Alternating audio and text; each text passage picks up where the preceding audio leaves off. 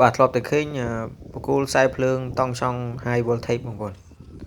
បាទឥឡូវនេះមកមើលពីវិធីក៏ដូចជាបច្ចេកទេសក្នុងការតម្លើងបាទបកគោល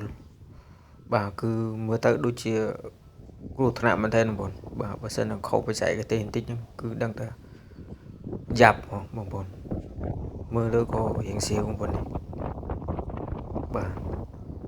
គេមានចន្ទុលគេបាទគេមានខ្សែកាបបាទខ្សែកាបហ្នឹងបកគោលហ្នឹងទាញដល់ excavator បងប្អូនសងខាងបងប្អូននេះខាងនេះ excavator អ្នកទាញបាទហើយនៅខាងនោះហ្នឹងគឺមានមួយគ្រឿងដែរបាទ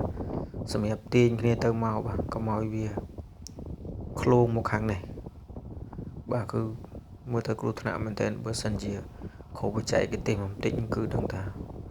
យ៉ាប់ហើយបាទហើយបកគោលហ្នឹងមិនមែនទាបបងប្អូនខ្ពស់មែនទែនមកបាទយើងដឹងថាបកគោល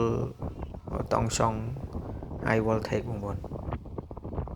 បាទគាត់មើលឃើញទាញហ្នឹងក៏មានអារម្មណ៍ថាស្រាវដែរបងបាទគឺប្រុងប្រយ័ត្នមែនទែនគ្រប់ជំហានបើសិនខុសបច្ចេកទេសបន្តិចគឺគាត់ជាដួល